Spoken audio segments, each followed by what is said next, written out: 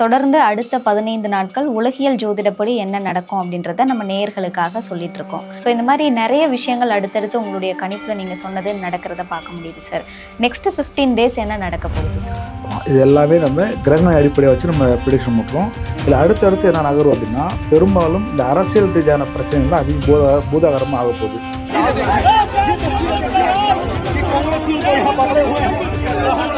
So மத்திய மாநில கவர்மெண்ட்டுக்கு ஒரு நெருக்கடி வரும் சொன்னோம். இன்றைக்கி வந்து மத்திய கவர்மெண்ட் வந்து பெரிய பிரச்சனை ஓடிக்குது. இப்போ அங்கே எப்படி பிஎம் பதவி விலக சொல்கிறாங்க, எஜுகேஷன் மினிஸ்டர் பதவி விலக சொல்கிறோம், அதே மாதிரி எங்கள் சிஎம் பதவி விலக சொல்கிற மாதிரி ஒரு பெரிய போராட்டம் வரும். அடுத்தடுத்து சில நாடுகளுக்கிடையே போரும் பதற்றமும் உருவாகும். ஜனநாயகம் படத்தை ரிலீஸ் பண்ணும்போதே சில பிரச்சனை ஏற்படும். என்ன பிரச்சனைகள்னு சொல்ல முடியுமா? மக்கள் கவனமாக இருக்கணும். இப்போ நான் எல்லாத்தையும் வெளிப்படையாக சொல்ல முடியாது. நெக்ஸ்ட் 15 days தங்கம் விலை ஷேர் மார்க்கெட்டில் எப்படி இருக்க போகுது சார்? இப்போ தங்கத்தில் இன்வெஸ்ட் பண்ணணும்னு நினைக்கிறவங்களுக்கு இது நல்லா ஜாக்.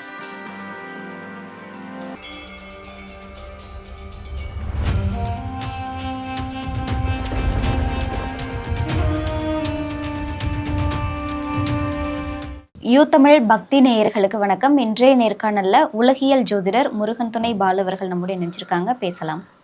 வணக்கம் சார். வணக்கம்மா, அனைவருக்கும் வணக்கம் சார். தொடர்ந்து அடுத்த 15 நாட்கள் உலகியல் ஜோதிடப்படி என்ன நடக்கும் அப்படின்றத நம்ம நேயர்களுக்காக சொல்லிட்டு இருக்கோம். ஸோ அந்த வகையில் லாஸ்ட் நேர்காணலில் நீங்கள் சொல்லியிருந்தீங்க டிஎம்கே சைடில் வந்து ஒரு சலசலப்பு ஏற்படும் சொல்லியிருந்தீங்க. அதே மாதிரியே நேற்று வந்து அரெஸ்ட் பண்ணியிருக்காங்க. ஆமாம், அதே மாதிரி நிலநடுக்கம் வரும்னு சொல்லியிருந்தீங்க. கிருஷ்ணகிரி மாவட்டத்தில் நிலநடுக்கம் வந்ததையும் பார்க்க முடிஞ்சது. ஆமாம், ஏற்பட்டிருக்கு. அதே மாதிரி ஒரு நோய் தொற்று பரவும்னு சொன்னீங்க. இப்போ ஆந்திராவில் வந்துட்டு இன்னும் அதிகமாயிட்டே இருக்குது கொரோனா அப்படின்ற மாதிரி சொல்லியிருக்காங்க. ஸோ இந்த மாதிரி நிறைய விஷயங்கள் அடுத்தடுத்து உங்களுடைய கணிப்பில் நீங்கள் சொன்னது நடக்கிறத பார்க்க முடியுது சார்.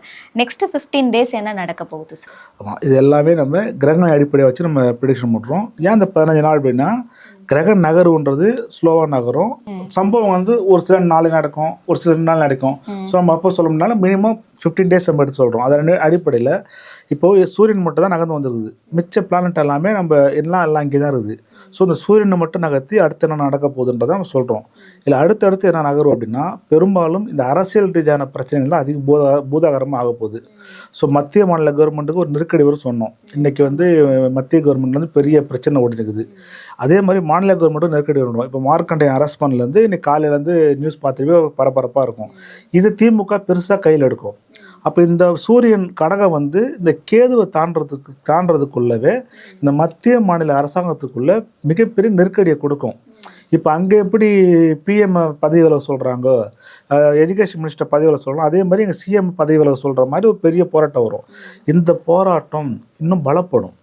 அப்போ இது மத்திய மாநில கவர்மெண்ட்டுக்கு ஆளுங்கட்சிக்கு பெரிய நெருக்கடியாக கொடுக்க போகுது. இதை எப்படி சமாளிக்க போகிறாங்க அப்படின்ற விஷயந்தான். அதே நேரத்தில் இந்த மழை வந்து எதிர்பார்த்த அளவு இந்த ஆடி மாதமும் இருக்காது. அப்போ நிலத்தடி நீர் இன்னும் வற்றி போகும்போது மக்களுடைய நீர் வரத்தை என்ன பண்ண போகிறாங்க?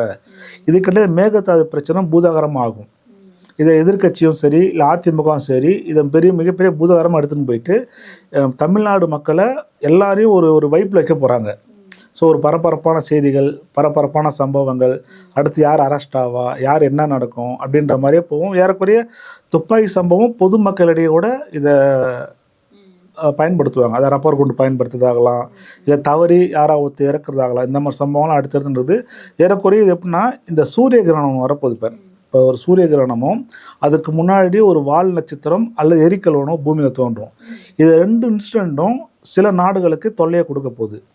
அப்போ பொருளாதார ரீதியாகவும் சரி, அரசியல் ரீதியாகவும் தொல்லையை கொடுக்கும். இப்போ எப்போ சூரிய கிரகணம் வரும் அப்படின்னா, உங்களுக்கு கரெக்டாக 12ஆம் தேதி ஆகஸ்ட்டில் ஸ்டார்ட் ஆகுது.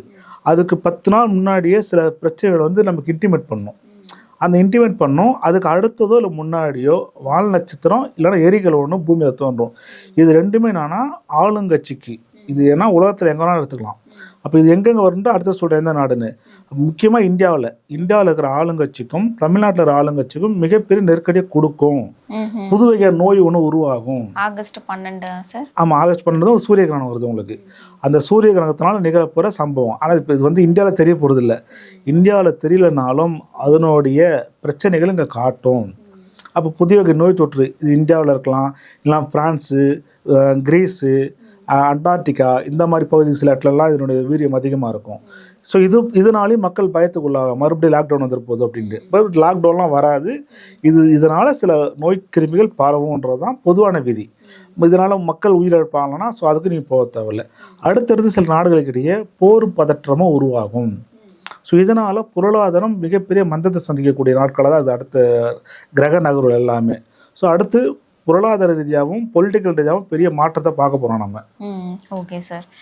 அரசியல் களம் பற்றி சொன்னீங்க. தமிழக அரசியல் வந்து ஒரு பரபரப்பாக இருக்க போகுதுன்னு. வேற ஏதாவது முக்கிய குறிப்பு ஏதாவது சொல்ல முடியுமா அந்த தமிழக அரசியல் களம்? தமிழக அரசியல்லையே அதிமுகவில் இருக்கிற பெண்கள் சம்பந்தப்பட்ட எம்எல்ஏக்களால் சில சலசலப்புகள் ஏற்படும். பெண் எம்எல்ஏக்கள் ஆல்ரெடி ஒரு எம்எல்ஏ மினிஸ்டர் கீர்த்தனா அடிக்கடி சர்ச்சையில மாட்டிட்டு இருக்கிறாங்க. இவங்க வந்து அதிமுக எம்எல்ஏல கரண்ட்ல இருக்கிற எம்எல்ஏனால சில சலசலப்பு அந்த கட்சிக்கும் அது ஒரு பேசும் பொருளா அது விவாத பொருளா மாறும். இது அந்த கட்சிக்கு மேலும் பின்னடைவே கொடுக்கும். அந்த கட்சி என்ன நடக்கும், அடுத்து என்னவோ ஆகும். இப்போ ஆல்ரெடி மக்கள் மத்தியில் அதிமுக போச்சு அப்படின்ற மாதிரி தான் ஒரு பிம்பம் உருவாயிருச்சு.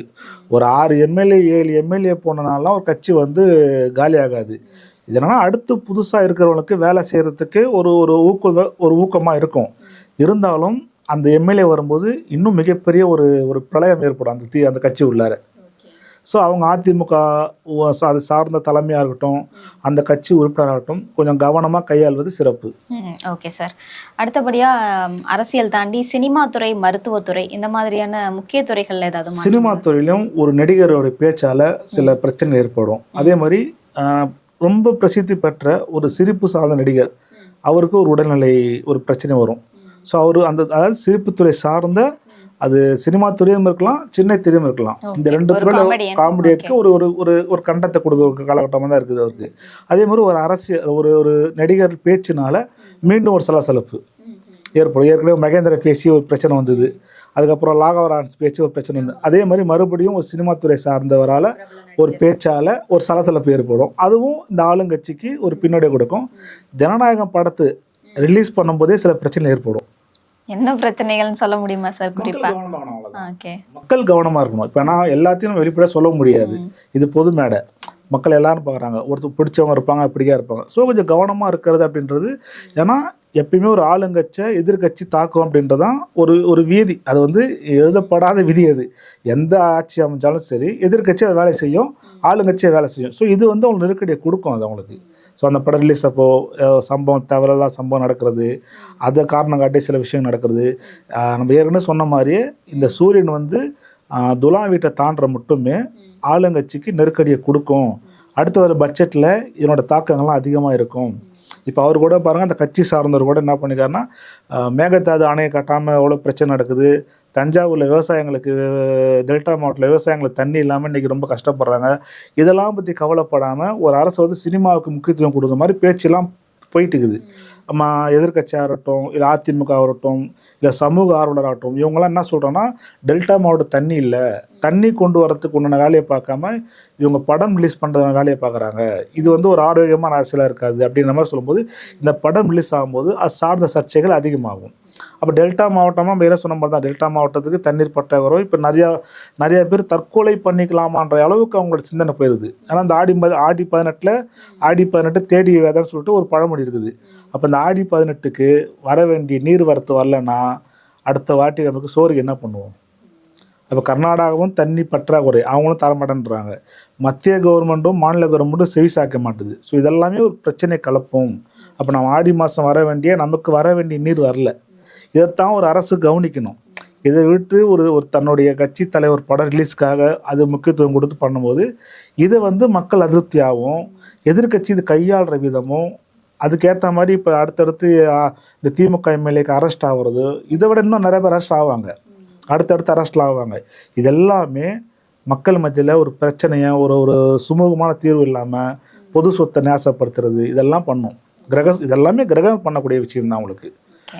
மழை பொழிவு கம்மியாக இருக்கும் அப்படின்னு சொன்னீங்க. வேற ஏதாவது இயற்கை பேரிடர்கள் சார்ந்த விஷயங்கள் நடக்கும்? ஆமாம், இது நான் சொன்னேன், இந்த சனி செவ்வாய் ராகு தாண்டுற மட்டுமே இந்த நிலநடுக்கம் தொடர்ந்து ஏற்பட்டுனே இருக்கும். இது எந்த நாடாக சரி தொடர்ந்து வந்துட்டே இருக்கும். இந்த கூட்டு மரணங்கள் தற்போதைக்கு நிற்க போகிறது இல்லை. ஏதோ ஒரு ரூபத்தில் இந்த 3 கிரகமும் நகர்ந்து போனால் மட்டும்தான் நடக்கும் இது.